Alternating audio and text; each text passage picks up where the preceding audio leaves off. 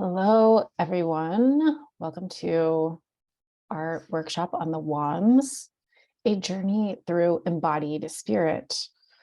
This is the third suit that we're moving through and studying. So we started with the swords, the mind, then we went to the cups, the heart, and now we're getting to the wands, which, so the sword was like a journey through the mind.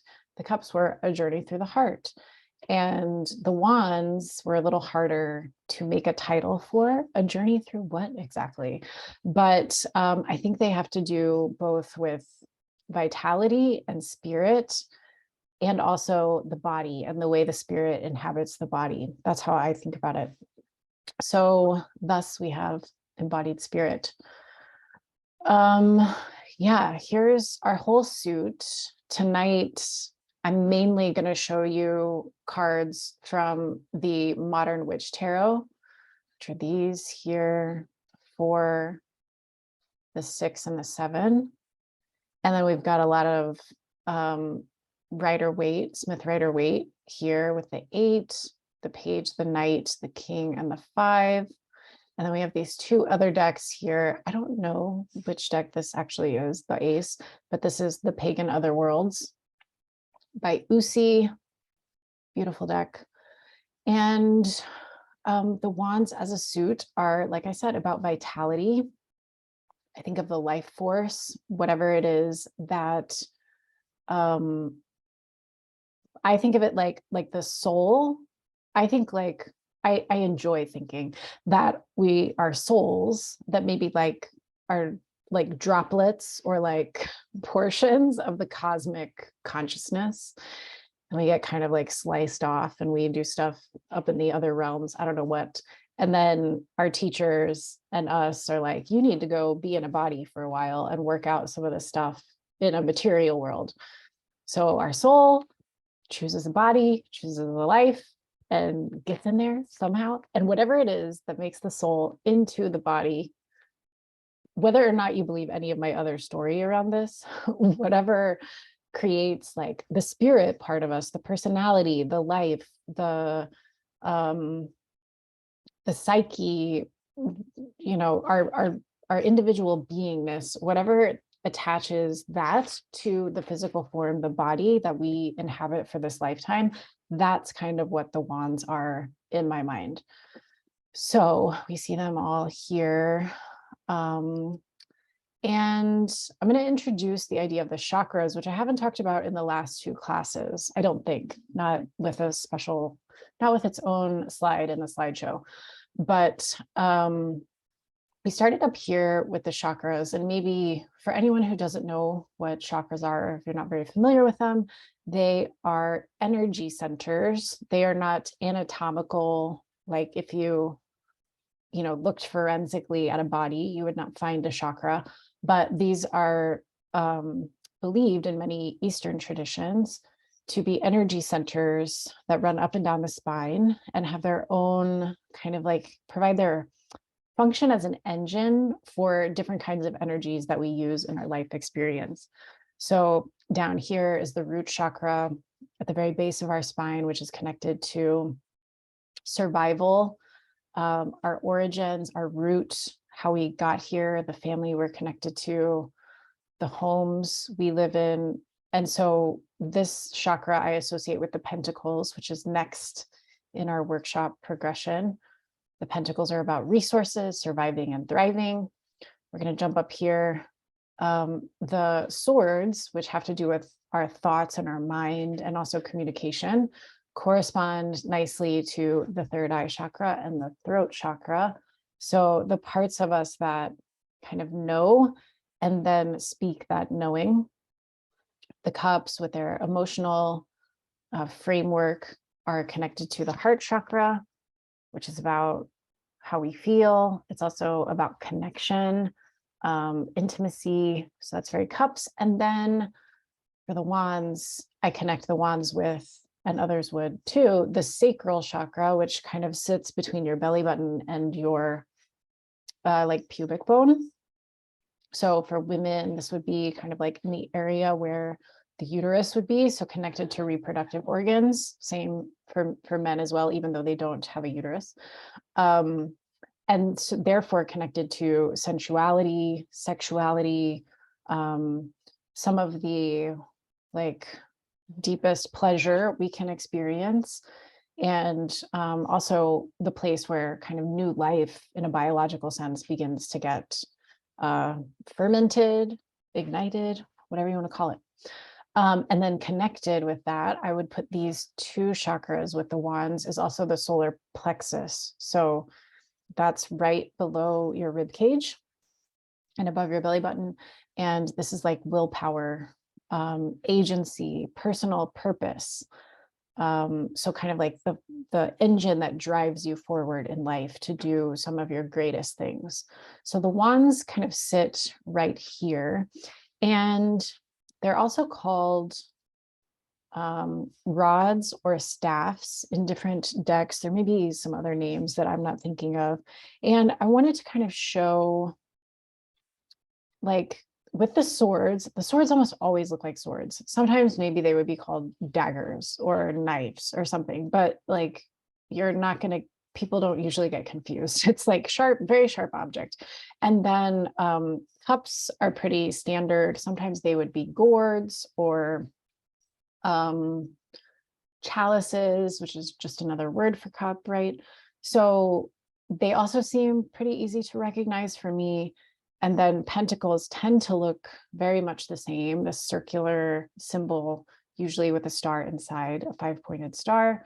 Sometimes they're called coins. And then I feel like maybe rods are sometimes the one for people where if they're called something else in another deck, it's harder for them to like make that correlation, obviously. So I wanted to take a moment, and I'm going to stop the share, and I'm going to bring together the folks who are here tonight, just to show what our wands look like. And they can have this kind of range. So Mar, where do the wands exist in your card?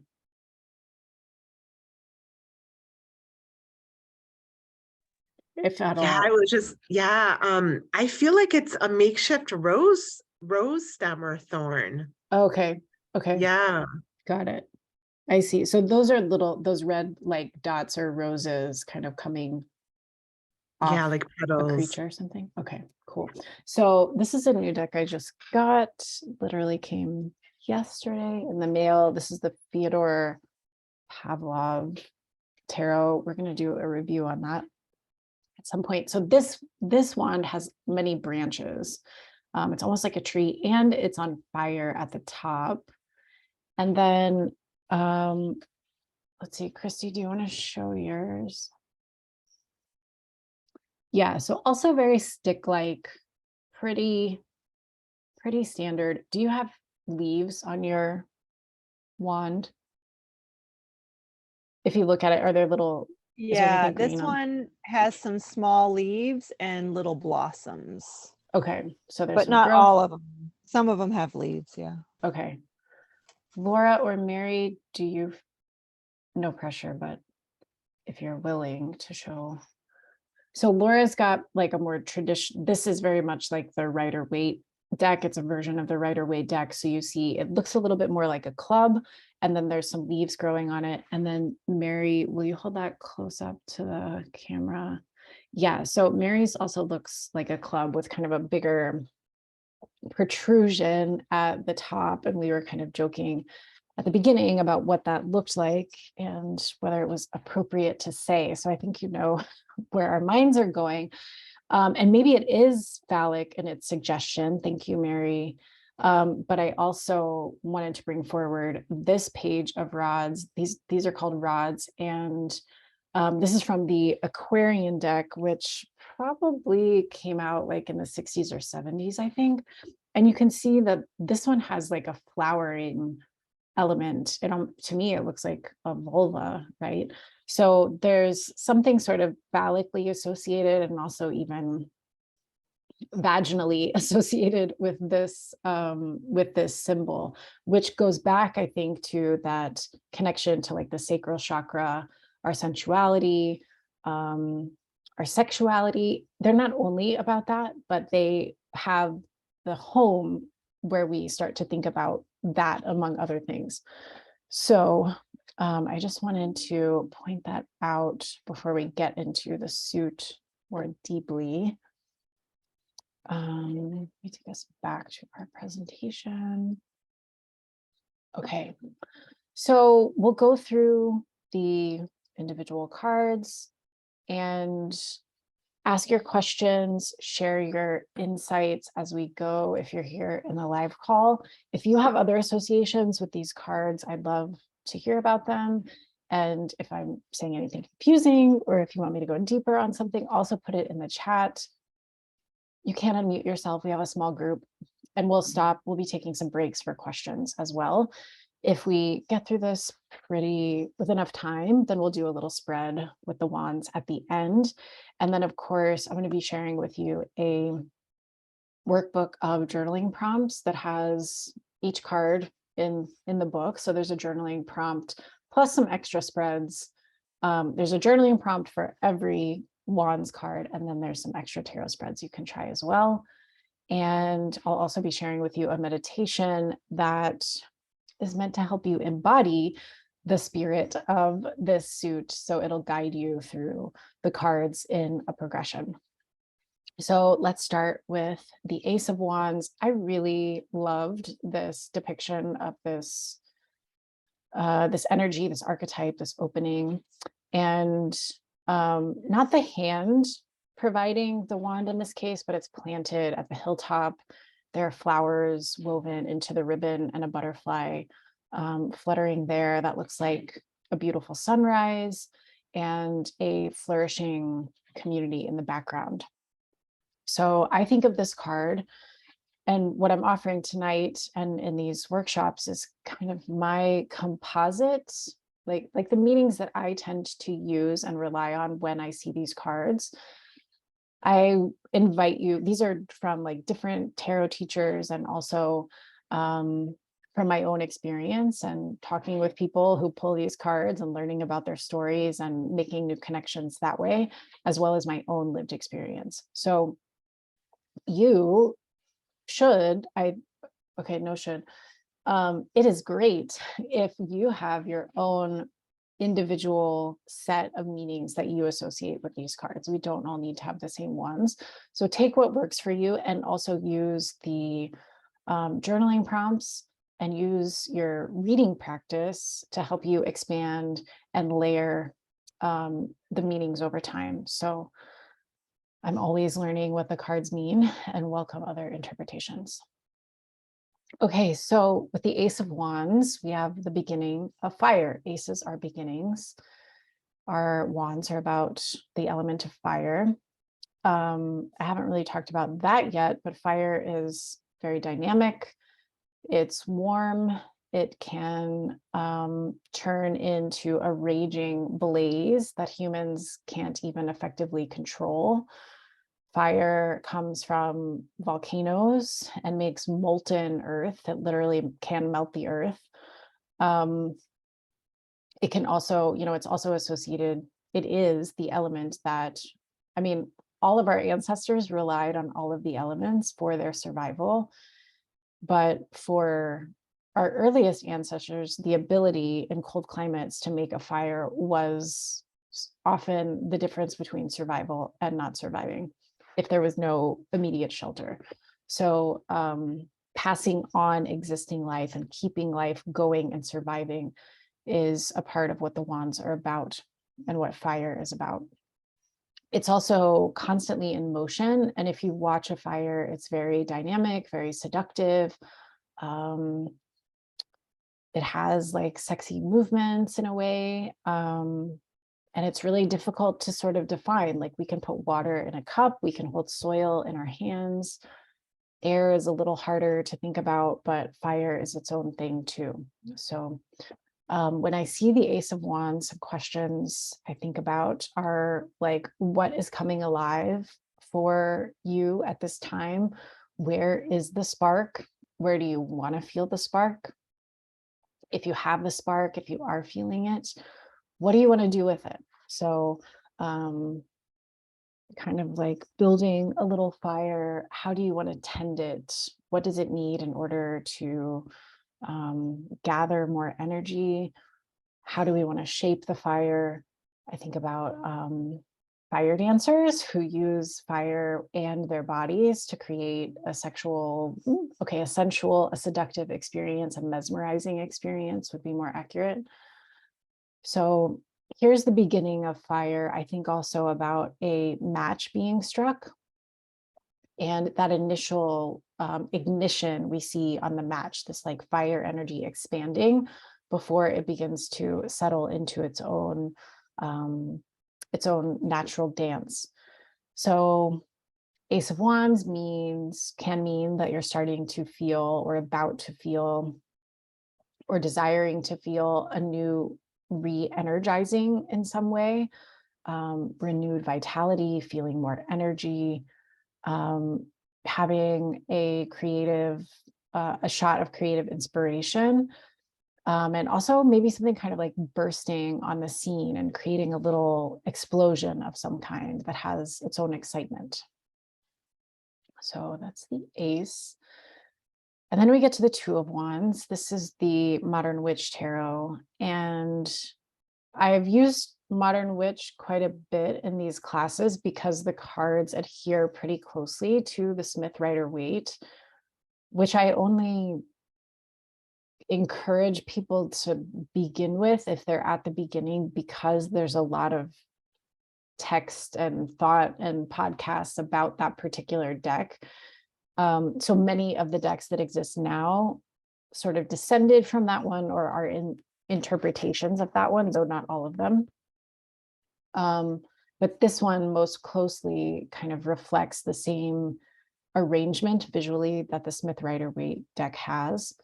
So I like to use them together in these classes. And here you have a woman standing between two wands that frame her like a threshold. She is looking out over a big vista, indicating there's a lot of possibility. There's a lot to work with. There's a lot of room and a lot of resource to draw upon to create whatever is coming next. And then in this version, the figure is holding a cell phone, a smartphone, which isn't my favorite, but it's the Modern Witch, so it makes sense. In the Smith-Rider-Waite, the figure is holding a globe and like looking at the world as a whole. And I think cell phones echo that interestingly, like our whole worlds are in our phone. We get a lot of things done. We check our email. We use these personal computers all the time. But the Two of Wands is about taking that big energy from the Ace, that expanding, dynamic, big burst of energy, and trying to bring it into some kind of focus and direction. So that infusion of big energy is really exciting. It's very invigorating. But if we want to work with it, we really need to kind of figure out, where is it going to go? What are we going to do with it? We can't work with it at this bigger scope. So how can we get more clear on what it is going to be? And that framing between the thresholds, moving from inspiration into action, is what comes to mind for me. So the question here I like to ask is, how do we take the big energy and bring it into focus and turn it into something we can work with? And how can we get clear in our vision? How do we look at the scope and the possibility in front of us? Like, she has a lot still to work with. What will she do? What will she choose? And also potential for growth. This is the early part of the suit, so things are just starting out and can grow from here. And then Mary's asking, is this choosing between two options or directions? I haven't thought of it that way, and I typically associate that definition with the Two of Swords, where the swords are truly pointing in two different directions, and the figure is in the middle, kind of trying to weigh them, it looks like to me. But that doesn't mean that's not the meaning. So if you see it as choosing in two directions, definitely go with that. I think because that globe is there in the traditional card, and there's one singular thing that she's holding, even though there's two wands, I've tended to focus on the narrowing down, but there's still two wands suggesting two possibilities. So, read that how you would like. And then we have Three of Wands, which looks very similar to the Two of Wands, though we only see the back of the figure in this case. And the figure is facing out toward a sea, an ocean, a big body of water where there's several sailboats coming and going. In the Smith Rider Waite card, there are also boats in the water. It's hard to tell it's the water because the water is yellow, like it's a sunset. So it takes a little looking to really see them there. But I imagine this figure as a kind of fast forward version of the person we saw in the two. So here the person is like getting focused, planning, thinking about implementation, how to take this big inspirational energy and make it into something concrete. And then fast forward 2 years, 5 years. Hold on 1 second. Let me make sure. Okay, there's someone. Fast forward 2 years, 5 years, 10 years, and what was just like an idea, something coming into focus here is now underway. It's alive, it's like running, and it's successful. So I think the tradition passed down in the meaning of this is that here's someone who's like started their little shipping industry or their like import export business, like George Costanza, if you watched Seinfeld. So the ships are coming and going. Here's the person looking out over the ocean, really watching the action that was once his idea now taking place and kind of running itself. And there's enough success now that the figure can ask, how do I go bigger? What does expansion look like? So that's the main question for this card. In my mind, how do we create vision and capacity for the expansion? So not only what will the expansion look like, but are we able to create expansion in a sustainable way, in a feasible way, without ending up at 10 of Wands, which is what you'll see a little bit later. And what would the next natural move be for growth? So when I see this card, I'm often talking to people about like, what are you preparing in terms of leveling up or going bigger? How do you want to expand? Also, make sure you notice all the stuff that happened to get from here, 2 of Wands, to 3 of Wands, like idea to it's happening and it's working. A lot had to go into that, not only the work, but also the visioning. And the wands are also, I also associate them with visioning. You can kind of look into a fire and hypnotize yourself sometimes if you want to, and start to see things in the fire, in the shapes, in the movements. And so, like the visions that might come out of a kind of fire spell or fire hypnosis, those are things that the wands are working with too. And then also finally imagining the next possibility. Okay, and then we get to the 4, which is a card I think of a celebration. You have these 4 wands forming a square, and this kind of celebratory wreath hanging over. You have what looks like a couple moving into the awning. I know there's a lot of, if anyone has words, better words than me for the structure that's implied here, the celebratory kind of structure, I think a very basic word to offer would be something like a gazebo, but there's much more, there's better words, and I'm sorry I didn't think about this before. But it looks as though they're stepping forward into the space in a moment of celebration. And it has wedding vibes to a lot of people when you look at this card. But I don't like to read the cards in that reductive a way where it's like, oh, there's a wedding coming. Two people are coming together to celebrate their love. I see this more as a larger card exploring, thank you, a chuppah in the Jewish tradition, which is part of the wedding ceremony. Thank you, Laura. So not only the wedding, but broader celebrations. And like, why do we celebrate? What do we celebrate? What are the milestones that are meaningful to us personally, and that are meaningful to us in terms of a legacy? I should say that the gas company came out today to work on my neighbor's gas line, and then determined they needed to start digging up the sidewalk. And I don't know if you can hear that right now. And if you can, I'm sorry. Let me know how bad it is. I can try to move if it's really bad. So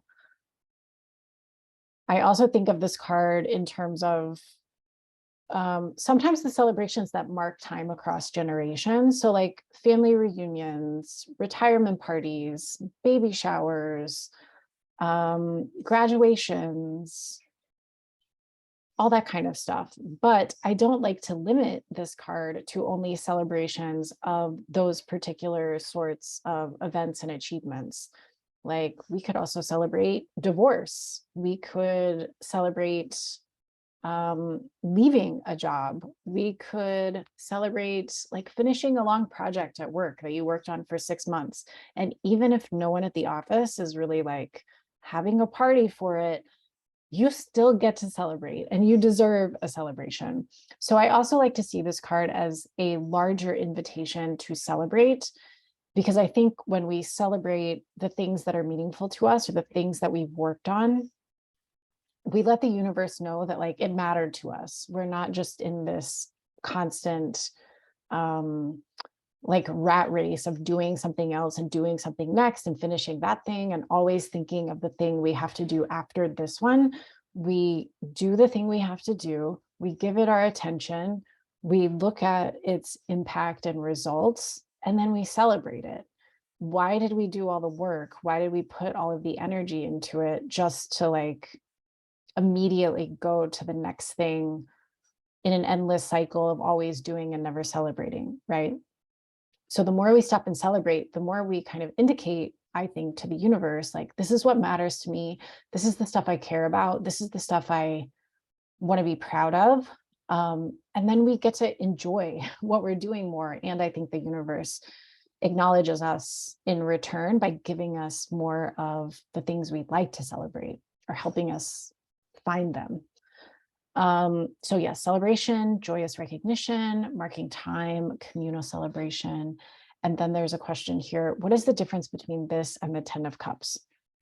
Good question. So 10 of Cups to me is more about finding the joy and the beauty in the present moment, like having sufficient emotional presence to be where you are with what you are with and look for something beautiful and valuable to you instead of skipping into the future or worrying over the past or looking around you and saying like, this isn't what I wanted, and kind of hating the whole thing, but instead saying, this isn't quite what I wanted, but what's here that I can enjoy or celebrate or find pleasure in.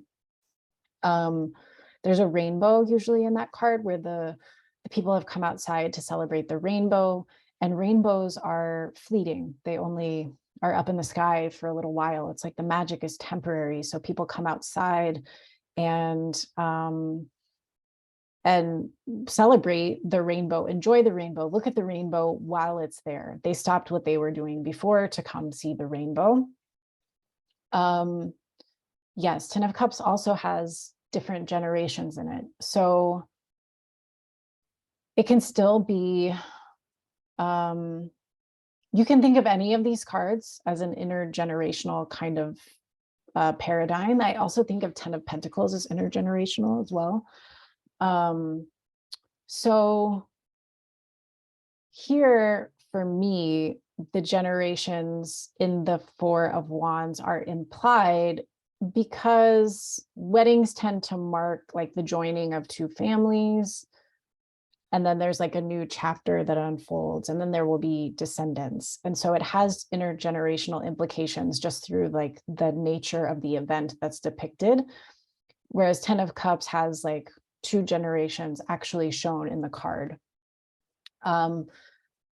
And, you know, like part of what you're doing when you're working with tarot is also identifying the messages that you want to share with people, that you think it's important for you to offer given your life experience. So if you're a person who has a really intimate experience with grief, for example, then there are going to be some cards here that really help you talk about how humans can relate to and experience grief in a way that's helpful to them, rather than feeling lost in it for long, long periods of time, right?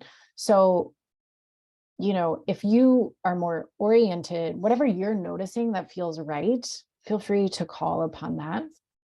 I like to tell more people that they should celebrate little things that they don't think about celebrating. And that can be, you know, and I say when people get this card, like it doesn't have to be you throw a whole dinner party, but like take yourself out for a milkshake or a movie, or call a friend and tell them that you're proud of yourself. Like celebrations can range. And I like to get us out of this paradigm of kind of like the Hallmark celebration. Like I didn't get married and I didn't have kids by choice, but all my friends who did that had all these big parties where I bought presents for them, right? And like, no shade really, but like, I didn't, just because I didn't do that, I didn't get that stuff. I don't want the actual stuff, but I don't get celebrated, right? You know what I mean? So, but I think whatever your choices are, there's really cool stuff to be celebrating in everyone's life beyond the socially emphasized big moments that we see in this card. I hope that helps and makes sense, and also gives you freedom to interpret this card in your way. Okay, Five of Wands. This is the one I use to talk about conflict and conflict aversion. So here we see five people in fanciful clothing, all with wands, kind of in this little melee or small battle they're having. And, you know, they're not actually dressed for battle. They're not guarded. They don't have swords to kill each other. And this playful kind of air about it means the stakes aren't super high. So no one's probably going to die here. But that's interesting. Monica, I'm going to ask you to talk about that in a second. And tell me, Monica, in the chat, if you're talking about Five of Wands or Four of Wands. I think you're talking about five. Anyway, so this is kind of like practice for these young whippersnappers. They're getting better at fighting with wands. One day they will be very skilled, but right now they have to like get in the ring together. This is a skirmish. I forget what it's called when a football team has like a fake game with itself, a scrimmage or something like that. I think that's what that is. So yeah, this isn't like the world championship. Okay, scrimmage. It's a place where we're practicing so we really can kind of compete. So if we are conflict averse, if we are scared of being in conflict, if we try to avoid conflict, if we take extra effort to not get in conflict, then we don't have a lot of skill at being in conflict with other people. This was me for a long time, and something you'll see in the workbook, the journaling prompt for this. So one of my earliest memories was that of my parents with raised voices fighting in the next bedroom. And as I remember it, I was like alone, in my room, I was only probably 3, and like the day was getting darker and there were no lights on in my room. So they were fighting while I was by myself. I was an only child. And then shortly after that, they would get divorced. And then my dad would live like 45 minutes to an hour away from me. And there was this big like attachment disruption in my life. So I associated forever and ever conflict with the loss of like fundamental family foundations, right? It was like a big loss. So I didn't want to be in conflict. I didn't want to keep losing. I didn't want to create conflicts that would potentially cause me to feel abandoned or to feel like something I valued would be destroyed by the conflict that would be created. So I would bottle up my feelings. I would complain to friends or whoever would listen. And then I would also like drink my feelings, my complaints into I don't know what. And then when I quit drinking, I had to learn how to like communicate my feelings and expand my level of comfort with conflict. And now I can do that very well. So if you're a very conflict averse person, just know that it is possible to try it another way.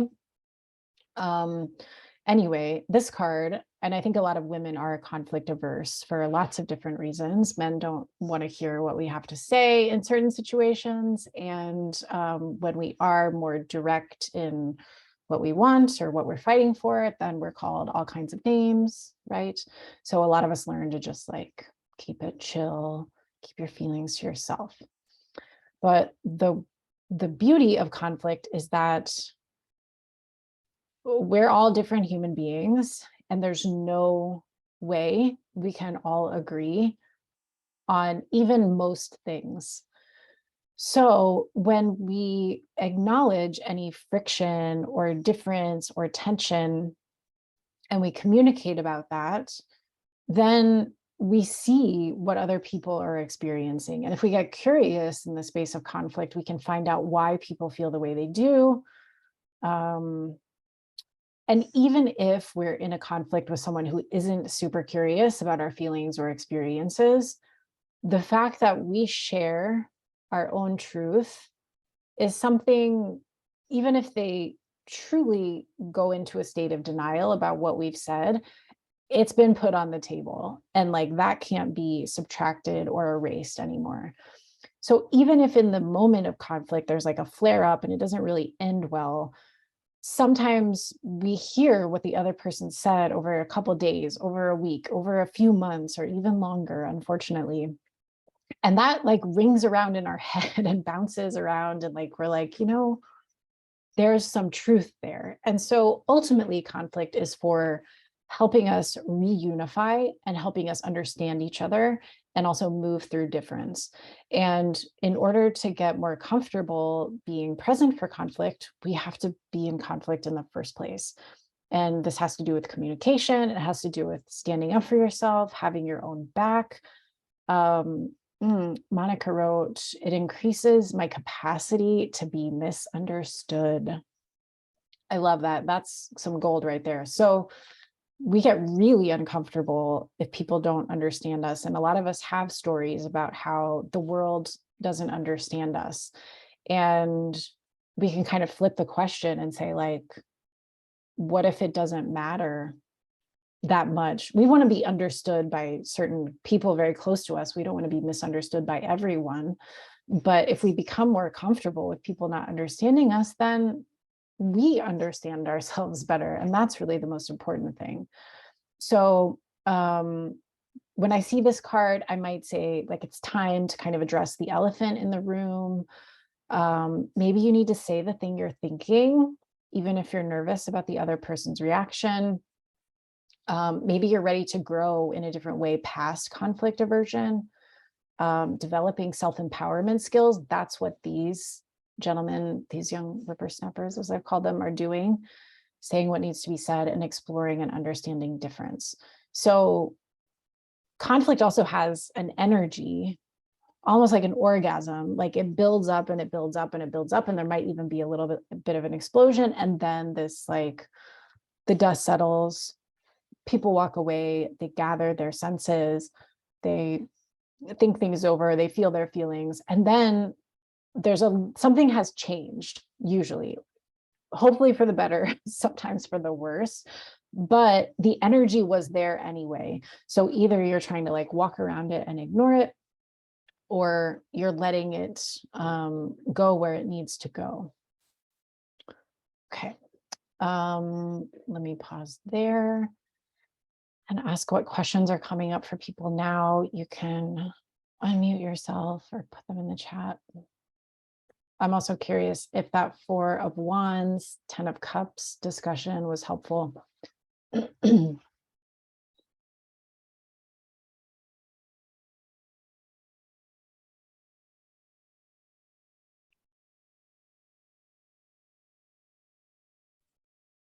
When you and Claire had talked about the breakdancing metaphor for the 5 of Wands, it's like you're like fighting and you're trash talking and you're, you know, like doing your thing really well, but it's breakdancing competition. It's not like serious. And that's always changed my perception of that card. Yes, thank you for that reminder.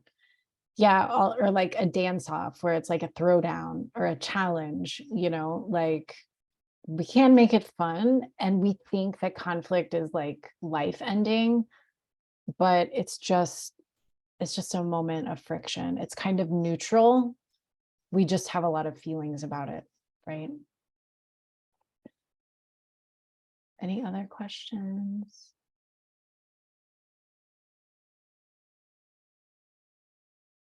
Okay. So 6 of Wands, we see a badass on a horse carrying her own wand with a victory wreath attached. One thing I didn't mention as much as I wanted to, I think, is the fact that most wands that you will see, they're not just sticks. They're not just dead sticks. They have some new growth on them, or they have like leaves falling off or flowers, or there's some suggestion. This is a living wand. Like it has the fire energy of life. And of course, we can think of this in relation to magic. So the magician uses a wand. The charioteer has a wand as well, and wands become a channel for energy, a way of like directing the energy we're trying to harness and pointing it in a particular direction. So it gives things focus, it gives big energy, more of a focus, and also a channel. So here in this card, the writer is like kind of returning to camp or to home base and carrying this victory wreath. And there are people in the background who are also lifting wands in celebration. So the question I like to ask for this one is, sorry, I should say, what are we working on that brings success to others and not only ourselves? So we can think about this like, you did the thing, you got it done, mission accomplished, like you crushed it. But I also like to add on some attention to the communal and not just the personal accomplishment or the personal success. So just the fact that we see the other wands and we see this horse and its rider coming back into a space of community makes me think that the accomplishment or the achievement was not only for the benefit of the writer, but also for the benefit of the collective.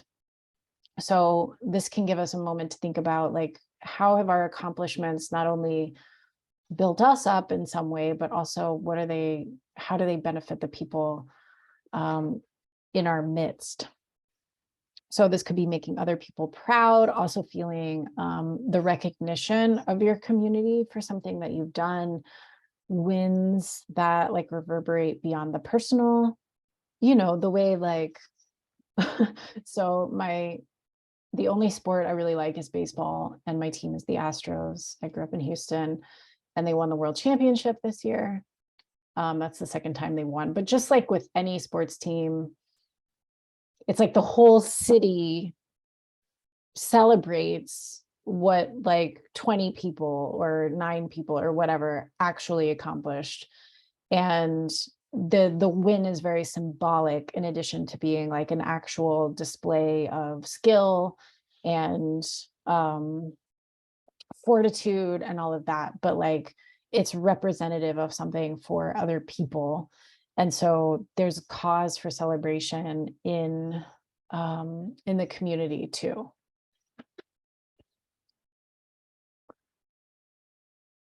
I should maybe point out really quick, I hope I'm doing this regularly with all the suits, but the 5s, let's go back.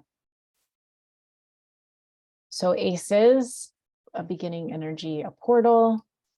2s are kind of building on that.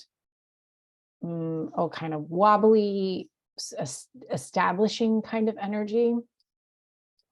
3s bring a little bit of expansion to what was before. Kind of like a bicycle with training wheels, or like a unicycle. No, what do I want to say? Like instead of trying to build furniture with 2 legs, when you have 3, you can actually like put some weight on it, right? And then 4 is more stabilizing. You have like 4 corners that can support something. So these are kind of like foundation laying or stabilizing energies in the 4s. 5s are always disruptive in the suits. They always create the first, what I think is usually, well, like 3 of swords is kind of a hard card, but one of the earliest instances of like disruption, difficulty, conflict in the suit. 6 kind of comes back and recalibrates things after that flare up. And then 7s create another kind of like difficulty or challenge. So here we see a figure also looking like a very badass bee, kind of on the top of a hill. And there's all these other wands. There's 6 other wands coming up to try and either like push her out, take her spot, disrupt what she's got going on. She's like not dressed. She didn't get dressed to be fending off wands. I don't think this is what she wanted to be doing, or that this is how she wanted to spend her time. But here come these jerks trying to like get in her mix, and she's got to try and push them back. So in the Smith Rider-Waite version, you see more of a hilltop, I think, to the card. And I think of this as like, she has worked her butt off to like learn stuff, put things into action, create results, build her skill set. And she kind of climbed to the top of her hill, but then she goes to the like team meeting and she's sharing her ideas, and like Tom the turd is like, she shares her ideas, no one's really listening, and then Tom the turd is like shares the same idea, and everyone's like, yes, Tom, what a great idea. And she's like, what the fuck, like that was obviously my idea, everyone was here for that. So that's a kind of like analogy for something that can happen with 7 of wands, and where you feel like you've really claimed something, sort of like, I don't think anyone owns the moon, but when astronauts put a flag on it, they think they're claiming it. And then other people come and try to sort of like detract or rob you of the thing that you really have earned through skill, effort, study, expertise, experience, growth, age, whatever. So this is a card of acknowledging what is kind of in your territory and backing yourself up around it. So when Tom the turd is like, that was my idea, or he shares your idea, then you want to say like, hey, did anyone notice that I said this like 4 minutes ago? And hopefully there's someone in the room, another woman perhaps, who's like, yes, I was there for that. I saw that. So how do you back yourself up and say like, I worked on this. This is my jam. This is what I'm working on. Like, what's going on here? Demanding the respect you feel you're due, or extracting yourself from situations where you can't attain that, or it's not going to be provided. Sometimes you can read this kind of like the darker side of this card, not the darker side, but when this card turns a little toxic is when we're a little too anticipatory of being attacked in that way, or we feel really insecure about what we have earned and established. Let's see, Monica, what do you mean by this is the opposite of Seven of Wands? I think Seven of Wands is kind of taking. This is like someone taking from you, I guess. Yeah, so you used to see it as like going to take what maybe wasn't yours. For the Seven of Swords, sorry. Yes, yes, yes. I meant swords. Okay, I get it now. Yeah, so Seven of Swords will show someone running off with some swords that didn't originally belong to them. Yeah, so it's kind of like the other direction, or two sides of the opposite ends of the coin or something. And so in the swords, that can be like being stealthy, trying to take what won't be provided for you, but that you need, getting creative and crafty about how you're going to get it for yourself. Especially when it's sitting over there in excess. And this one is more like you already worked for it, but there are some interlopers. That's how I think of this one.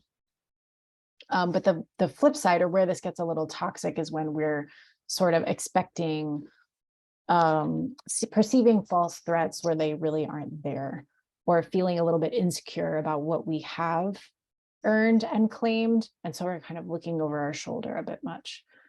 This comes back in Nine of Wands in a second. Okay. Eight of Wands is one of the few cards that has no people in it, in the Smith-Rider-Waite deck at least, and like no other life forms, like no animals, nothing, just the symbol flying through the air, 8 of them. And, sometimes you can think, if, especially for people who are new to tarot, sometimes you can think of this as like 8 of fire. So if the element had a volume knob and you turned it like, and the top volume was 10, when you have 8 of fire, things are like bubbling, things are getting moving, like the water's boiling, right? So here the wands are just flying through the air of their own accord, no human to receive them, no human appearing to have thrown them. And some say it like they're about to land. So you can read this card as a kind of like things are coming together. They're about to come together and kind of pop off. I like to think of it too as like the cosmic winds joining you in your effort. So maybe for a while, your effort felt especially labored, or it felt really challenging to overcome things or to get going or to find momentum. And then suddenly things are just going really easily, and your effort seems to go further, or getting the things done that you want to do requires less energy than you anticipated or than it used to. So this feeling of just the universe like pushing you along or intervening to clear the way, or to like give an extra lift to what you're trying to do. So when I see this card, I'll tell people like, use the momentum you have. Like if you are feeling energized, like a surfer getting on a surfboard, like you need to know when the wave is perfect for you to get upright on the board and start surfing. And then you ride it, because like the only hard part is, I'm not a surfer, so all of it actually is hard to me, but theoretically, I think for a surfer, the hard part is like standing up, and then the wave is going to do a lot for you, and you just have to like make sure you don't fall off. Okay. So also noticing the flow of energy, and a lot of times maybe we're trying to like push something forward, but it's really hard, or it's just like, it's hard to get it going. We're running into obstacles and blocks versus this other thing where things are just like opening up and like doors are opening and I don't know, money's appearing or whatever. And then you can kind of look and see like, why am I putting effort into this thing when it feels like I'm pushing a rock up a hill versus on this, if I'm going, all this energy is just like moving here, why don't I get on that and leave this alone? So you can, when you start to read energetic currents, if that's a thing you feel like you can do, then we stop pushing the stuff that doesn't want to go and we go with the energy that's already there and make things easy for us. Mary, I don't know if you meant to share this with the whole group. Maybe I've called. There's just a note here that sometimes getting the wands confused with other suits, kind of like what Monica was talking about, where 7 of Swords and 7 of Wands are kind of talking about a similar thing, but from 2 sides of it. And I just want to acknowledge, I think this comment's really helpful because there's a lot of cards. There are many cards. There are 78. And some of them are talking about very similar stuff. And as you get deeper into your practice, you start to see kind of the nuance of each of them. Okay, good. Yeah, Mary's sharing the whole message, so I'm just going to read it. I feel like I get the wands confused with other suits. It's more difficult for me to differentiate wands versus swords, 4 of wands versus 10 of cups. This has been helping me a lot. Yeah, so over time, the nuance starts to sort itself out for you. And also, sometimes, like let's say I'm reading for multiple people back to back, like shorter readings. And let me try to think of a good example. We can just use one in the suits, in the wands itself, where the 9 of wands may come up for one person. And because of the vibe I'm getting from them or things that they're sharing with me, I'll talk to them about being overly defended and being like defensive as a offensive move. And then someone else, the next person, gets the 7 of wands. And because of like their vibe and what they're talking to me about, I might have the same conversation with them that I had with the 9 and the other person. Even though the 2 cards are different, there are echoes across the deck where a couple cards, sometimes 3 cards, will kind of like constellate around the same topic. And you'll still see nuance in each of them, but sometimes 2 different cards are giving the same message in certain cases, and that's okay. So your brain wants to be like, I need to know this card and how it's distinct from this one.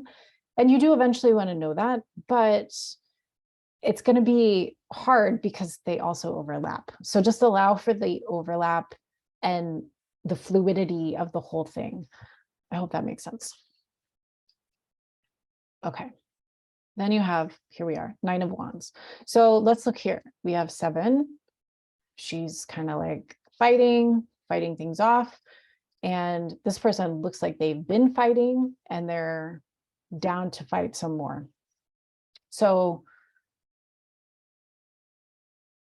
and maybe you'll see some of the ways, some of the like little additions in each card that we can call on as appropriate. But here's a figure standing in front of this wall of 9 wands. So instead of the wands like coming directly at the person, like in the 7, they're kind of back here like a defensive structure. And then in the Smith Rider-Waite, the person has more of like a whole head bandage. And here it does look like a bandage, but could also be a sweatband, a headband. Why can't I think of like the words for things today? So as if they've already been in a skirmish, they've had to fend things off and they're expecting more. So sometimes this card can mean that like, ooh, you like, I'll say to someone, you've been kind of like duking it out or having to like, have you been through some kind of exhausting struggle of a kind or another? Yes, maybe it was like a legal battle or like a custody battle or a long drawn out divorce or an estate kind of situation, or I've been trying to get a promotion forever. And so then I will say, because this is a 9 and we go from the ace to the 10, and 10s are a culminating card. They kind of wrap up the journey. So 9s are like right before that ending. And so I will say, you know, I think it's kind of like there's one more battle you have to fight, but you know, she's strong. The woman we see in this card, super strong and ready for it. So like, you got this. Your courage is there, your stamina is there, you're probably a little worn out and you really want this to be over. And it will be soon, but there's just a little bit more to go. So this card we can ask, like, what do I have the stamina for? What am I willing to defend till the end? You know, like how far will I take this? But also noticing the courage and noticing the energy exerted to even get to this place and the whole struggle at all. And then we can also ask kind of like the toxic or twisted side of this card is like, are you being overly defended? Are you being more defensive than you need to be? Are you looking for the worst? Are you like expecting disaster when maybe it's not there? So it could be the battle's almost over. You're feeling weary, but you're not giving up. And this card would be a validation that's like kind of a good way to think about it. You'll survive this. You will need some rest when it's over. So start thinking about what you want that to look like, but also being overly suspicious or defended, and watchful or vigilant, either in a necessary way or possibly in a misuse of energy kind of way. Monica is saying that Mercury is trining Jupiter and Neptune in Pisces today. I know Jupiter and Neptune. I know Neptune's also a water planet. Monica, tell us what this means. What should we make of this? You know, Mercury, the planet of communication, when it trines. So Jupiter is a lot of words that are in that nebulous Pisces space, but Okay. Neptune is definitely nebulous in that watery Okay. space. And like, it makes communication really hard today. I had to give a presentation and I couldn't come up with words either. Thank you. Oh, thank you. Thank you for validating me. Thank you, astrology. Depending on the deck, do you go by what's being depicted? Some have a more weary looking character, or just go by the archetype? That is a great question. I'm glad you brought it up because it is something I wanted to talk about, but probably was going to forget. So for me, I learned from the Rider-Waite deck first and kind of organized my meanings around those cards and archetypes. Then I would get another deck and I felt really solid in my knowledge of the cards. So I would start with the meanings that I had developed. And then I would find myself describing the Rider-Waite card to the person I was reading for, even though I had shown them a different deck. And not that that's good or bad, but it like, you can see it didn't give me a kind of organic presence with the card in front of me because I wasn't fully taking it for its own art. So let me see if I can find a good example, but I think it is good to attend to the nuances in the deck that you're using. So you may be using none of the decks that I'm talking about here. And so only some of these meanings will be helpful to you, or like you can import what does feel helpful, but then add on and kind of create more nuance with the deck that you're looking at. And so this is kind of an example. This one is also the 9 of Wands. Here, he's missing a leg and his arms in a sling. And yeah, so he's like not, he's been kind of beat down by this whole situation. And so that might change the conversation. Like, what more are you willing to lose? Like, what would it take for you to walk away? Or why wouldn't you walk away? And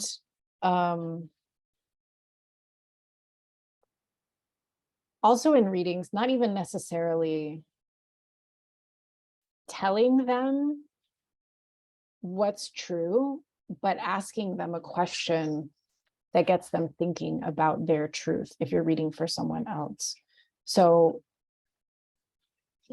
I might say, like, this has been really hard on you, I think. Like, what have you lost in this process, or what has this required of you? And then, like, how much more are you willing to give? And how will you know when you want to walk away, or how will you know when you've won? Because sometimes we're in battles that like never end, and we get a little bit addicted to the battle. So it just kind of depends on the context. But yes, to answer your question more simply, I think looking at what's in your card and what speaks to you visually, I think is really important, not just importing the meaning you've kind of generally learned, especially if it isn't expressed in the card that you're looking at. Yeah, thank you for asking that. Okay, 10 of Wands. We have this young lady carrying 10 big old sticks. She's hunched over. Her face is fully covered by this fan of wands. They're obviously heavy. And we were talking about like the volume knob. So the volume of fire is turned all the way to a 10. And I don't think of fire as necessarily like heavy, but definitely hot. But when we have a lot of fires going, right, we're going to be kind of run ragged trying to tend to them all and manage them. And fire is hard to manage when it gets big. It takes a lot of work. It's exhausting. So with this card, we can ask, like, where are we carrying too much responsibility? Who could help with this? Like, why is she carrying so many wands? Like, who told her she needed to do that? Where are the other people? Is anyone else carrying a wand? If someone came up to her to say hello, like her best friend, she wouldn't even see someone approaching. She has her head buried in this work, this effort that she's doing. She's too weighed down. So this can be like moving towards burnout, being really exhausted. I would say the same for 10 of Swords, but that being more of a exhaustion from like worry, anxiety, mental stress, and this one maybe being more exhaustion from like doing, carrying, holding. And then I want to bring in martyrdom as well, because sometimes we identify with being the doer, and we're always really vigilant about what needs to be done, and like having things organized or getting ahead of a situation and planning things out. And we take the reins, we take matters into our own hands and give ourselves like a lot of work to take care of things. And we might even feel like, I'm doing so much work and no one's helping me. And it's like, well, who gave you this job? You did. And did you ask anyone to help you?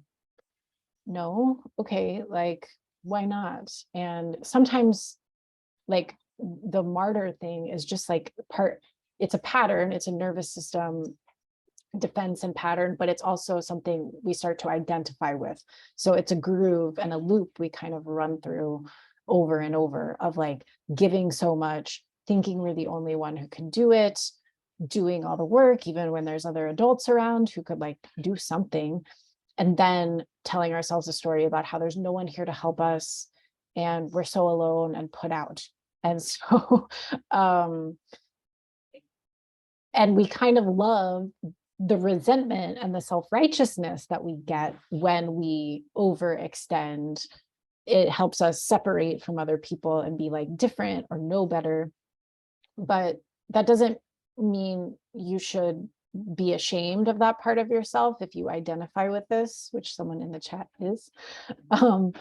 But it's also a learned response to like being valuable, being needed, having a purpose, being appreciated, or creating safety for yourself or for other people. So if you do identify with this, you can kind of go into the feeling, like, where did I learn this? Why was it important for me to start doing things this way in the first place?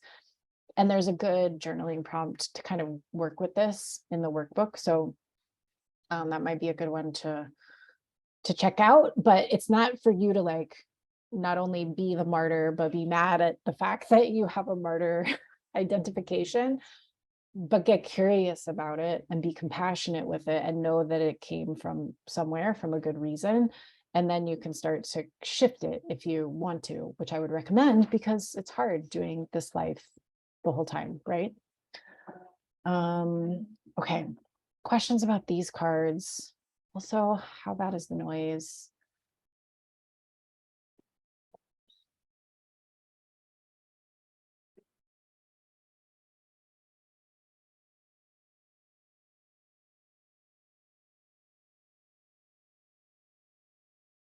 No questions? Put on some more lip balm and then we'll keep going. So It isn't so much a question, but something, the way that you're talking about the Suit of Wands just gave me a light bulb moment of like, the wands and the swords are the malefics in astrology, and the cups and the pentacles are the benefics. So I feel like the swords are Mars and the wands are Saturn and the cups are Venus and the pentacles are Jupiter.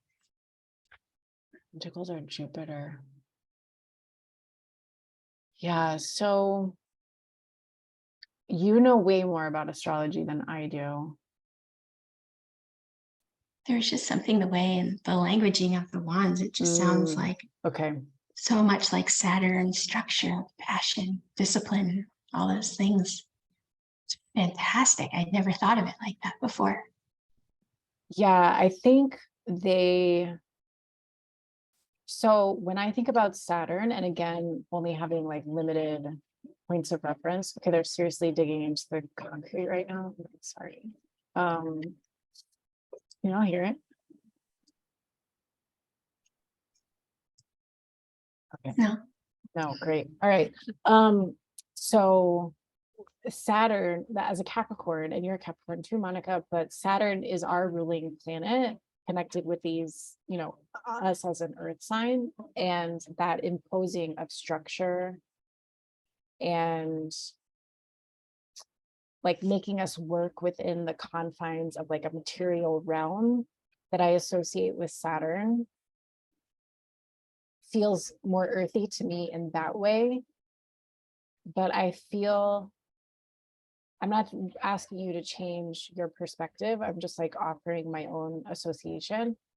I feel like the wands have a Saturn quality in their, like, they're going to test us in a Saturn way to help us develop our personal power, to like kind of fight for things and to like notice the power of the body and like get our aliveness more alive, kind of thing.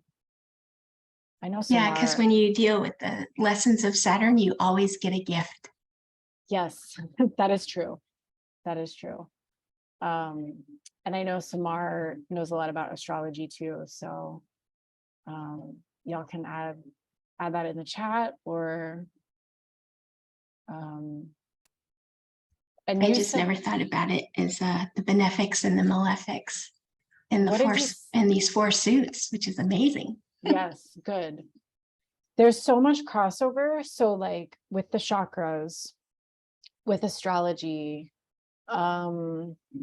even in energy work, there's this idea of like the emotional body. So there's all kinds of overlap, and we're all talking about human experience here and the different flavors of experience. So it's so interesting to just like keep making these connections, and whatever, when those light bulbs go off, then that's just more information you can draw into your readings. It's very exciting. Sorry, I should have waited. Any other questions? Oh, good. Thank you.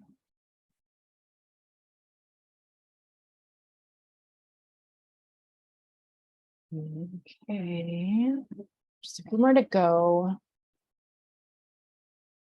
I'm going to try to make words while they dig out the sidewalk. Okay, the Page of Wands.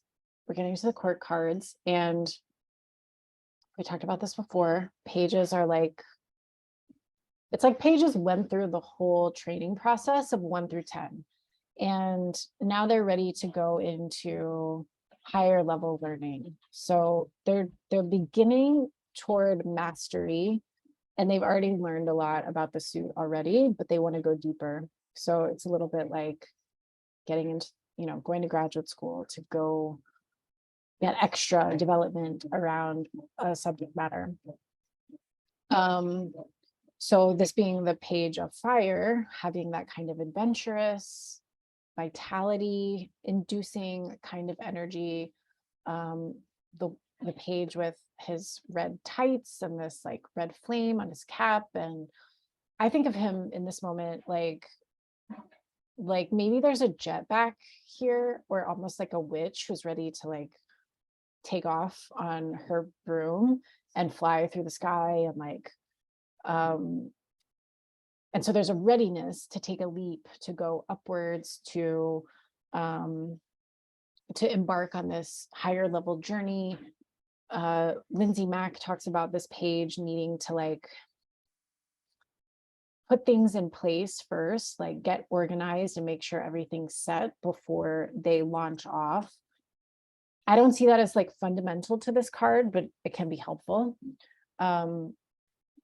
But I do see this energy of like getting ready to take the leap. So the Fool is like basically stepping off the cliff, like they're making the moves, and the Page is like about to, still standing still, but ready to go really far, and maybe really far really fast. So that's why preparation could be important. Like, how do you need to create capacity for whatever you're going to learn?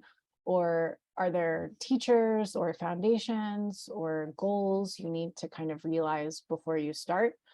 So where are we ready to take a leap? What's the next adventure going to look like? What needs to be put in place first?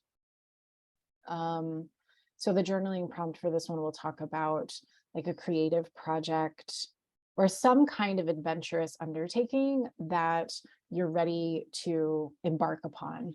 So what do you want to learn? What kind of teachers would be supportive?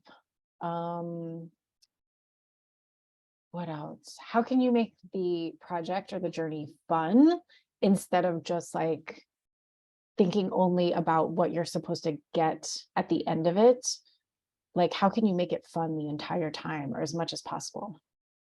And this is where in the Rider-Waite, we start to see the salamander, this quasi-amphibious creature. It's kind of interesting to see what's usually like a water creature here in this realm of fire. It makes me think a little bit of transformation. Fire is also an alchemizing element. It can take, you know, I said we can melt earth, it can fuse different things together. And the salamander is kind of a like elusive and transitory creature. And then we have the knight, who is also adorned in salamanders here, salamander eating its tail. So this kind of renewing energy source, the way that fire isn't self-renewing, like if it has enough air and fuel, then it can keep burning. And kind of keep growing without much work on the parts of anyone else. This night has these kind of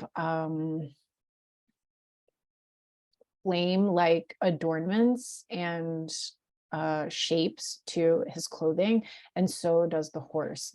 And the horse is also rearing back, about to go forward, but this kind of like big energy both in the horse and in the figure. And I really like what Lindsay Mack says about this night. Like, she makes this comparison to people like Cher or Prince or Madonna, or insert more updated pop star figure, but Taylor Swift, Britney Spears for some of us, someone who would use their physical body to mesmerize. So these were performers, did I say Prince? Who use their voice and the movements of their body to basically put people under a spell. Like, you know, the other day, like Taylor Swift made like $1 gajillion yesterday when she announced her tour, because people want to see her on a stage in her body, making those sounds and wearing those clothes and dancing those moves. It's that alluring. So this like magnetism, this seductive quality. When people pull this card, I'll ask them like, you know, what are you doing to like vitalize the body? Is that running or jogging? Is it doing heated yoga? Is it sex? Is it self-pleasure? Is it travel? What really makes you feel alive and excited in your body? So things that are pleasurable, fun, seductive, and just the sensuousness, the five senses. Like, we like those Knight of Wands, Cher, Madonna, Prince, Taylor Swift, whatever, because so many of our senses are kind of ignited, like the sound, the vision, the feeling of being in a huge crowd of people and being under the spell of someone else. I don't know if it's like the smell of the fog machine or like all the bodies around you in motion, whatever that may be. So I really love this card. I feel like it's a real beautiful invitation to light things up, to get in your body, to enjoy what the body can do for us. We live in a culture that's very punishing toward the body and does a lot of work to really sever us from appreciating the vehicle we have. I was talking to someone about this today, and it's like, what if we came to Earth and they were like, you get one car and that's it. That's the only car you're gonna get. We would take really good care of it. We would like probably wash it every weekend like those old guys do, or used to in the 80s and 90s when I was growing up. That was like a big Sunday thing, like wash your car, and we would appreciate it. Even if it was kind of a beater, we would be like, this thing needs to get me all the way across the country or wherever I'm trying to go. And we would care for it. We would have fun in it. But we forget to do that with our bodies sometimes, or we're taught to forget how to do that. Okay, let me look at some comments. Back to the page. Samar is saying, I work a lot with kids and I feel like the Page of Wands sometimes speaks to me about them. I also always feel excited when this card appears, like a great message afoot. Has anyone encountered Rachel Pollack's Shining Tribe Tarot? In her deck, the wands are called trees. One of her key wands cards has to do with Kundalini rising. She says the suit of quote, the suit of trees symbolizes the energy of the sun rooted in living creatures, end quote. One of my favorite wands in the deck, Speaker of Trees, has to do with speaking with an inner fire rising. Thank you, Samar. I love this. I do think, so Samara teaches creative writing to kids. Samara is a poet who takes poetry into the schools, which is like so needed. So yeah, when we bring creativity into a classroom, kids light up in a different way, in a very Page of Wands way. They're ready to get experimental. They're ready to play as part of their learning. they're given permission to do that, and they really like come into the fullness of their energy. And then Kundalini rising, Kundalini is like associated with life force and creation. And this quote, the suit of wands symbolizes the energy of the sun rooted in living creatures. That's a more beautiful and eloquent way of saying what I was trying to say at the beginning. Like whatever fuses our vitality, our life force into the physical form, like the shining sun in the material body. I love that. Thank you. Okay, Monica, with the court cards, do you keep it to qualities about the inquirer? Sometimes they mean an actual person coming. Sometimes they mean an actual person coming into or in the inquirer's life. So yes, there is a tendency, or one way of reading court cards is to read them as not the person you're reading for, but someone else in their environment or in their life. And I did that for a while, and I thought it was pretty effective. But then I stopped doing it and made it more about the person, because I think it's important for all of us to imagine ourselves in these developing levels of mastery, and to see ourselves as like kings and queens and knights. I think that's empowering. I will, even though I've kind of switched to pretty much making all the cards about the person I'm reading for, sometimes people will ask me about a relationship, and I will pull like a card for the querent and a card for the person they're asking about. Or let me finish that thought. And then maybe there's two court cards, in which case I definitely read them as the two people in this relationship. And I won't only read them as like the qualities of the cards, but I also look at like the orientation of the bodies in relationship to one another in the cards. Let me see if I could find an example.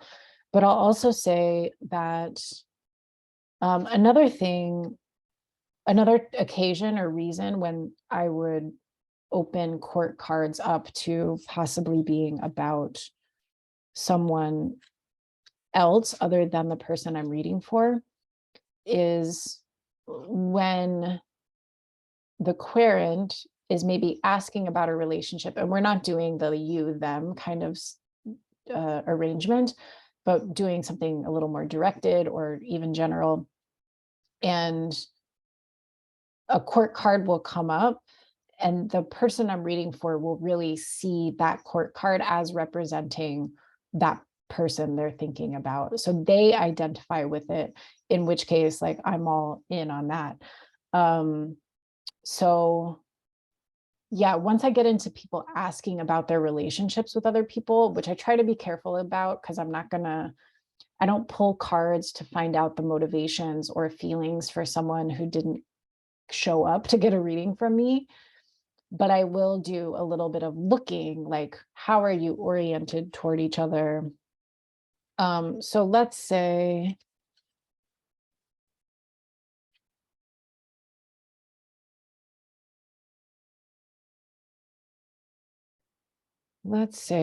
I had like, a me and them, and maybe this is me. And so this one is like steady, situated, focused on something in their own hands, like focused on what they're working on. And then if this is me, the Knight of Swords, I'm like chasing and bringing a big knife, and they're like focused on something else. And so this means the relationship, like, we're not even looking at each other. I'm looking at them and they're looking at something else. And I've got this like chasing energy, and they've got like I'm good with what I got energy. So you can kind of read in that way if you want to. They don't have to be the court cards, but when it is the court cards, it especially kind of conveys that. So that's kind of how I treat that. I think that's a good question. And then Samara says, when this Knight of Wands appears in relationship to romance, how do you interpret it? A swift, energizing experience. I don't know that it has to be swift, but I would say it's hot. Like, it's fun, it's sexy. You know, on the like worst end of it, it could be like fuckboy energy, like really fun, but like, where'd he go? So yes, you could read it that way, but I don't think it necessarily has to have that connotation. It could also be, it's really passionate. Y'all have a lot of fun together. They really bring out your adventurous side. You're finding new sensations in your body. Maybe the sex is like super good. And even if the relationship isn't amazing, maybe you're just supposed to be having amazing sex right now. Maybe you're supposed to be discovering like new parts of your pleasure system. And this person is a great facilitator for that. So yeah, I definitely would say this looks fun. Okay. Thank you for these great questions. Then we have the Queen of Wands. I just really love this version in the Pagan Otherworlds deck. This queen is usually shown with a black cat, kind of symbolizing her as the witch, which I think is nice, like the fiery queen, the alchemist, also a big sunflower, which connotes warmth, approachability, a kind of like brightness and charm, dynamism, the kind of person you're drawn to. So the queen and king are both like people who are attractors, basically. I think it's interesting. She has this like, this comes up in the Page of Wands in this suit too. There's this like mountain lion pelt in the picture. But the carryovers are the wand, the sunflower, and the cat. And I think of her as a little bit like the Empress. Like if the Empress became, like if the Empress is a goddess in the sky, the Queen of Wands is kind of like what she looks like on the ground. Willing to go do different things. Like she might do 6, 7 different kinds of things in a week, whereas like Tom the Turd would be like, that lady's all over the place. Like she can't make up her mind. She's so confused. She's like scattered all over, but she's doing what she loves. Like she's good at a lot of different things because she's willing to do things she likes, learn about them, not take them too seriously. So I think she'd be the kind of person who would throw a great dinner party. I compare her to Oprah, who had a wildly successful talk show, does have a wildly successful magazine, is a now like icon in terms of like anointing mainstream literary books into the canon of Oprah or whatever. She's a dog mom. She seems like a really good friend to Gail and a nice partner to Stedman. And just like, she's willing to talk about a lot of things. She's good at stuff. She's like giving away prizes and making women like scream and cream their pants when they get like a new Fendi bag or whatever. So really lighting people up, being charming. Her personality is like very attractive. So magical, witchy. How can I move from a place of passion and pleasure? What if I did what I really love to do? Yeah, so she spends her time on things that matters, and then she kind of doesn't give a fuck. She just like succeeds at it. And so it make people mad because it's like, you're not doing it the normal way. And then here's the King of Wands, who we see a lion. In the King of Wands of this deck, there's a lion standing like down at the king's feet. Here there's a lion overhead, and then salamanders again up here, and then like a real salamander, and salamanders all over his cape. So I love this card.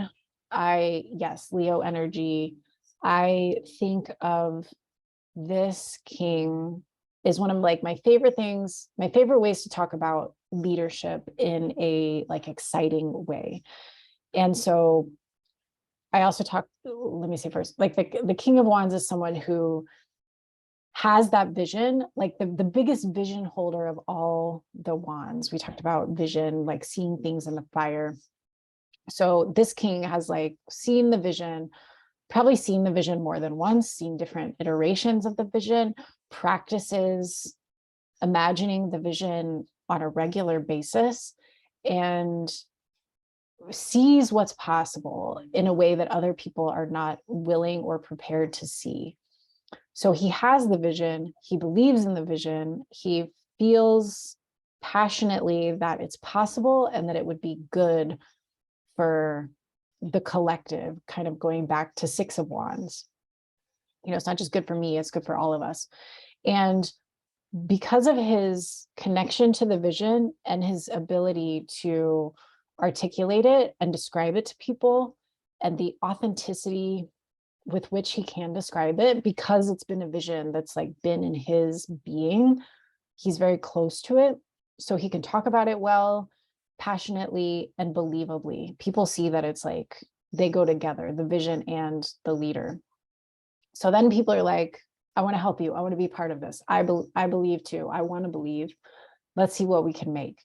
So I think of, I compare King of Wands to Barack Obama, particularly when he was running for president, you know, the first time. So he, what was like this, shame on me? What was the, I can't remember if the slogan underneath his big iconic poster, yes, we can, right? Thank you, Laura. So he was showing us like what he had a vision of what America could be like and how it could be different and better and more inclusive and more prosperous and safer for all of us. And he believed it and he talked about it like he didn't even need a teleprompter. It was like he dreamed the vision 1,000 times and it worked. People were like, yeah, let me go knock on doors for this. Like, I'm down. People who hadn't been involved in politics at all started getting involved. So that attraction. And I love to think about like, what can this look like in our lives? What does it look like to, what is your vision? What are you passionate about? What if you talked about it more? What if you told people about it with excitement? And then what if they were like, that sounds cool. I want to help you. I know someone or whatever. So this is an invitation to kind of step into what you care about, step into your vision, be excited about it. Don't try to hide it. Enjoy it, communicate it passionately, and see how the fire kind of spreads to others and how the energy builds because you're willing to care about the vision and believe in it, and kind of spread the gospel of possibility. Yeah, so warm, magnetic, bold. Okay. Thank y'all for helping me finish sentences tonight. What questions do you have at this time?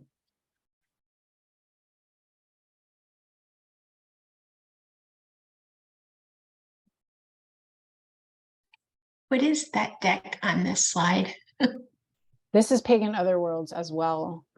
This That's is beautiful. Yes, this is the edge of the king here. This is kind of his back, and this is the top of the lion.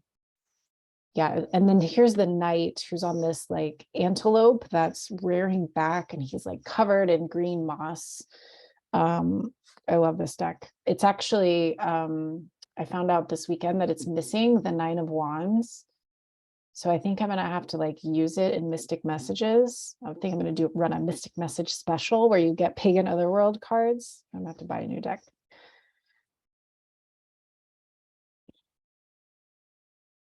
Other questions? Do you feel overwhelmed, clarified, overwhelmed and clarified?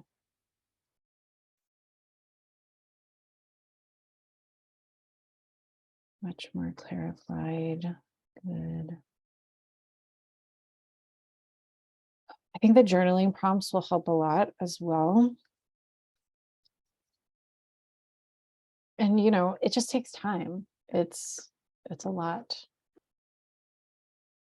I have a little spread for us to try. You may still ask questions, but I got my wands mixed back up in the deck again. But for this little spread, you can kind of see which wands card is wanting to connect with you right now. So you can take the wands that you pulled from the deck and like shuffle them just as their suit, not looking at them, and pull a card to see what you get. When you get it, you can mention it in the chat.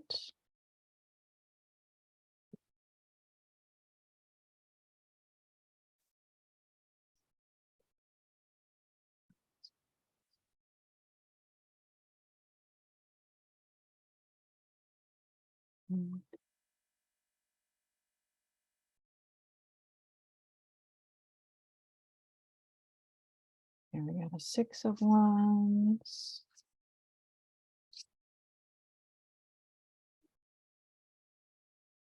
It's exciting, Christy. Love that for you. Things are working.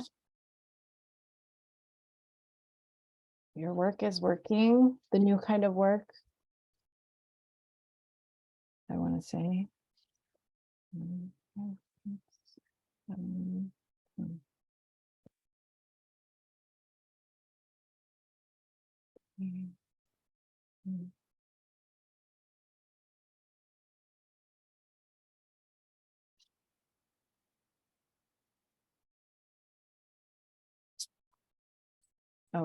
Here's others. 4 of Wands for Laura, and Ace of Wands for Monica. 10 of Wands for Mary. All right, we have more questions to ask. So I'm pulling real quick. Take the rest of your wands and merge them back into Monica's Queen of Wands. Good. Are we working on reversals? I am not going to teach reversals in this workshop. So I'm glad you asked about them. Generally speaking, reversals can show like the energy of the card is available, but something is thwarted, or something is standing in the way, or there's some maybe lack of belief or lack of awareness that's impeding the embrace of that energy.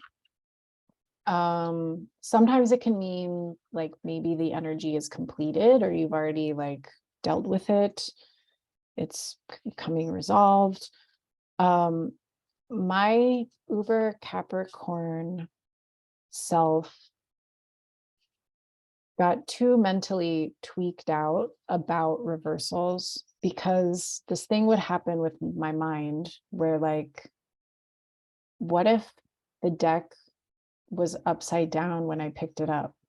What if most of the cards in the deck are upside down? I'm going to have a reading with mostly upside down cards, which then makes me think like, that's a lot of blockages. Like, what do I work on first? What do I prioritize?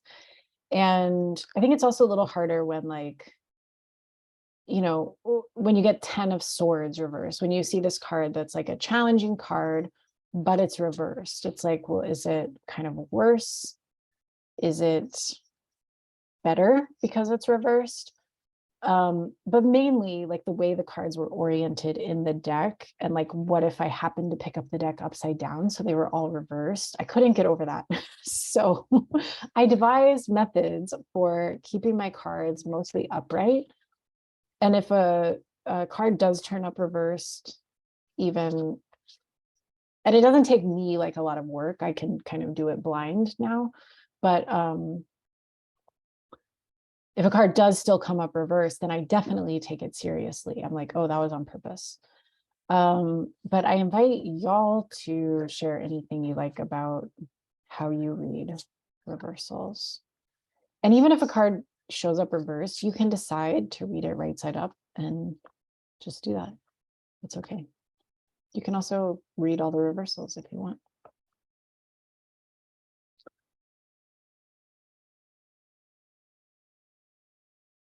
As for our spread, if you've mixed your wands back in with all the other cards, keeping your original wands card that you first pulled out, I got the 3. So we're going to pull from all the rest of the deck for this and pull 3 more cards. How can I work well with this energy at this time, I should say?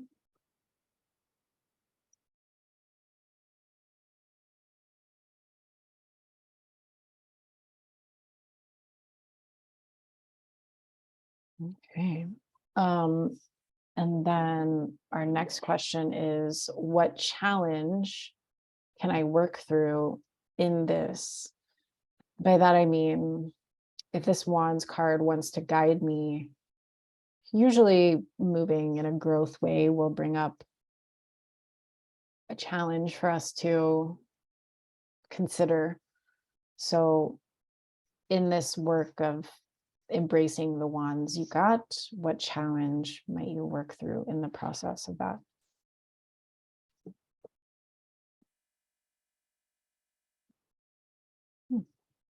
Okay.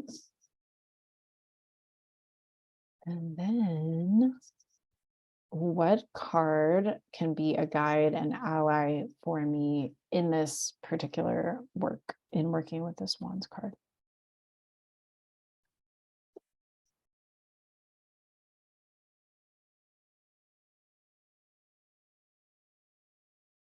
Okay.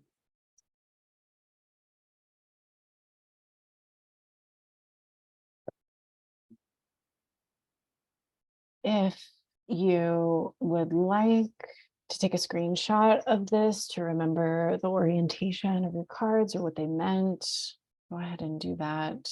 I'll share the PDF of this as well, but that might take a day or so. So if you want to screenshot, go ahead and grab it. And I'm going to bring us back together.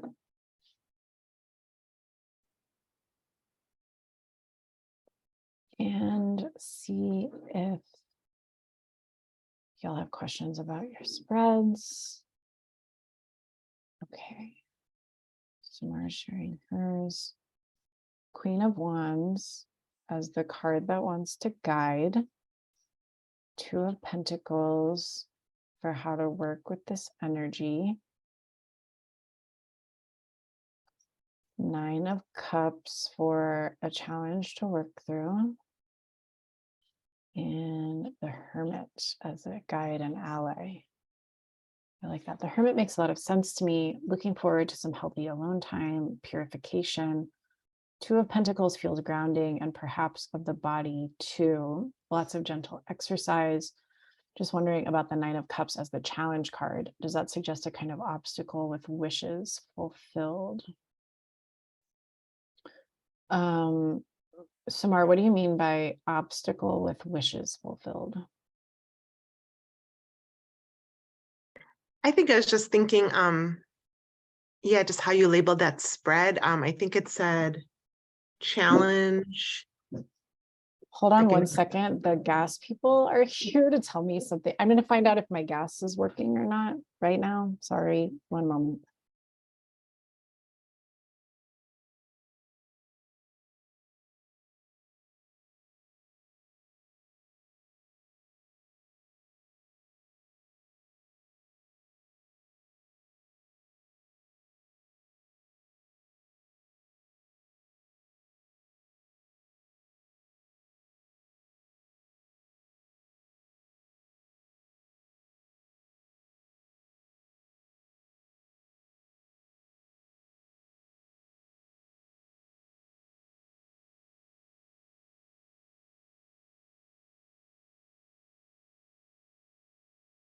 What does the Nine of Cups look like? I can't remember. Is it like all the cups? Yeah, it's like wishes fulfilled. Usually has like all the cups behind them. Right. Right, like what's the challenge? Yeah. Does anyone remember that challenge one, the third card, the way the third one was labeled, or the second to last? I didn't get a screenshot, but Wait, can you ask that again? Which Hi, it's sorry. like, how does the first card challenge you?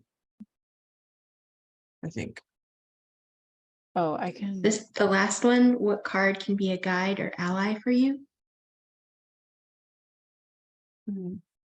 Or what challenges can I get through? Can I oh work yes. through? Yeah, Monica. Yeah, exactly that third one. Okay. What challenge can I work through in this? Okay. To me, Samar, that makes me think of the challenge might be like believing in your emotional wherewithal, maturity, intelligence, contentment to as a like foundation or resource for being Queen of Wandsy. Like it might be like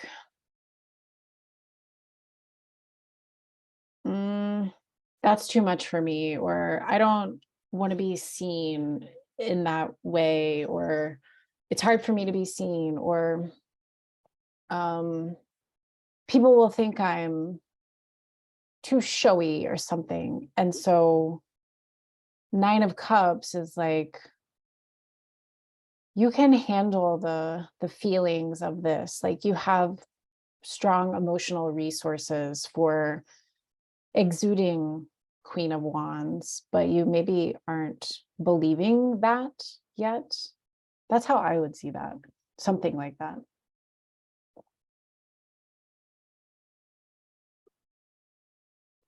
Does that do anything? Okay. Yeah, so I don't, like you said, a challenge with wishes fulfilled. Like I don't see there's like a challenge to fulfilling the wish. I see it more as like, you got this, but believe you got this. Okay. They informed me it's about to get loud. It's 8:30 now. So Monica shared this one. Ace of Wands, Four of Cups for how can I work with this energy? I think it's kind of like a calibration, like what's enough, what's too much fire in starting something out. Three of Coins as a challenge, collaboration, working with others to build things.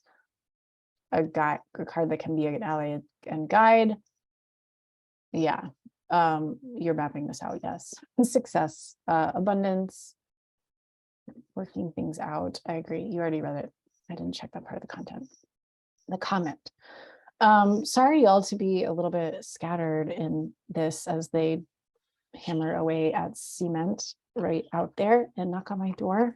They're about to turn my gas off and come check the meter and all that stuff. So I should go. Speaking of fire, let's see if my heater works or if I can take a hot shower. Thank you all for being with me on this wands journey. I always love talking about tarot with my tarot friends. So reach out if you have more questions or if anything feels confusing, and you'll be getting the workbook and the meditation shortly. Maybe give me like 24 to 36 hours, but I'll have it soon. And yeah, have a great night. Love y'all. Thank you so much. Thank you so much. Thank you, You're Cecily. welcome. Okay. Good night. That was So great. wonderful. Thanks.